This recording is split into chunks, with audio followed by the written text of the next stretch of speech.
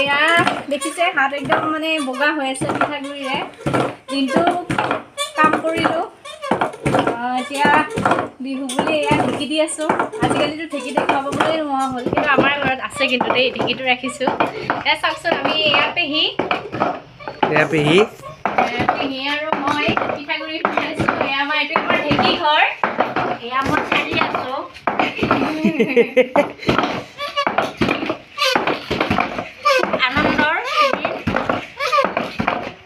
কান্দছা নেকি কান্দবা দিয়া না কথা ক'বা দিছোঁ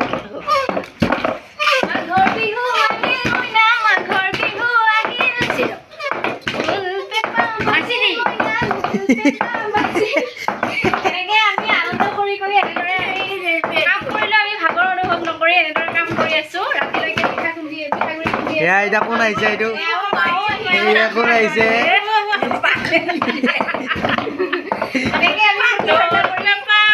এয়া আমাৰ মা এয়া নাচি আছে এয়া নাচি আছে বিহুৰ আনন্দ মাঘ বিহুৰ এয়া পিঠাগুড়ি খুন্দি থকা হৈছে অলপ দেৰি কাম আপোনালোক আমি পিঠা দেখাম কেনেকুৱাকৈ বনায় এয়া আমাৰ ঢেঁকী দি আছে ইউটিউবাৰে খন্তেক সময়ৰ পিছতে আপোনালোকে আমাৰ নাৰিকলৰ পিঠা তিলৰ পিঠা এইবিলাক দেখা পাব এয়া আমাৰ মা গাইড কৰি আছে মেনেজাৰ আপোনালোকক মই এটা বস্তু দেখাওঁ 2 মিনিট হ'ব দেই গাইজ এইটো বহুতে হয়তো নাজানে এইটো কি বস্তু এইটো বহুতে নাজানে কি বস্তু এইটো হৈছে হেৰি পাণ যেতিয়া পাৰে ন এই খোকা বুলি কয় এই পাণ মানে এইটোত ভৰাই আনে আৰু এয়া আমাৰ ছাগলী এইবিলাক আমাৰ ছাগলী এইখন আমাৰ বাইক এইখন স্কুটি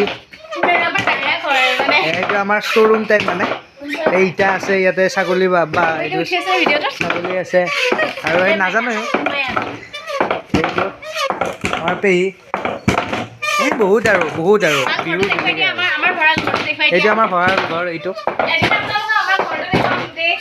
এতিয়ালৈ কমপ্লিট হোৱাই নাই ঘৰ বনোৱা বাৰু পইচা পাতি অলপ কমপ্লিট হ'ব আৰু ঘৰ এয়া আমাৰ ভঁৰাল ঘৰটো এয়া ভঁৰাল ঘৰ আমাৰ এইটো এয়া ভঁৰাল ঘৰ তাৰপিছত এইখন আমাৰ বাহনখন এয়া ডিস্কো লাইট চলি আছে বিহুৰ কাৰণে ঘৰৰ সন্মুখত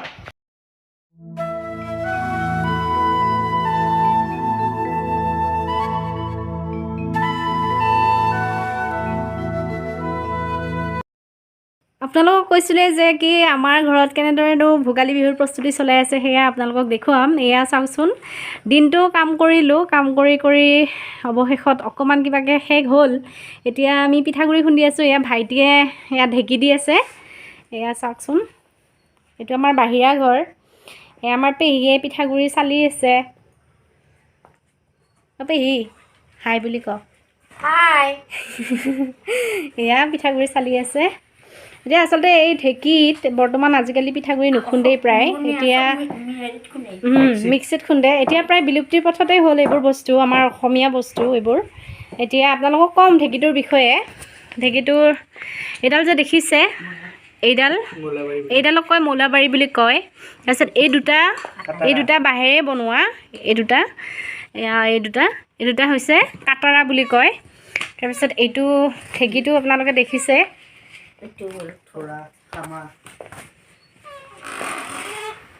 এইটো হৈছে ঢেঁকীটো তাৰপিছত এইটো হৈছে আপোনাৰ থোৰা এইটো থোৰা আচলতে এইখিনিতে এটা খামা এটা থাকে কিন্তু খামাটো আমাৰ নাই খামাটো মানে ঢেঁকীটো নষ্ট হওঁতে খামাটো ক'ৰবাত গুচি গ'ল আছে এতিয়াও কিন্তু বনাই অনা নাই খামাটো কিন্তু খামা এটা লাগে মানে সেইটো বনাই লোহেৰে বনাই ঘূৰণীয়া কৰি যিটো মানে ঢেঁকীৰ গুৰটোত এনেকৈ সোমাই দিয়া হয় তাৰপিছত এনেকৈ এইবোৰ অকণমান গেটাছ দিছে ঢেঁকীটো অকণমান এনেকৈ বহুত পুৰণা ঢেঁকী বহুত বছৰ পুৰণা ঢেঁকী আৰু এইটো কাঠেৰে নিৰ্মাণ কৰা এনেকৈ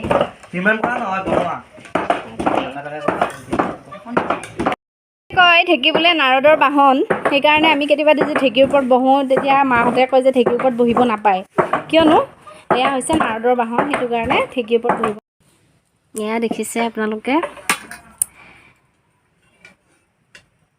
এয়া পিঠাগুড়িখিনি এনেধৰণে গোল কৰি কিনে কেৰাহীত দিয়া হয় তাৰপিছত অকণমান গৰম হোৱাৰ পিছতে এনেকৈ উঠাই আনি পীৰাখনত এনেধৰণে মেৰুৱা হয় ইয়াতে।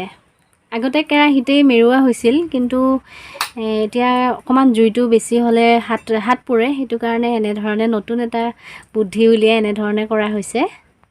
ইজনী আমাৰ খুৰীমা, খুৰীৰে এয়া পিঠা বনাই আছে। কিমান আছে খুৰীদেউ পিঠাগুড়ি ইয়াতে?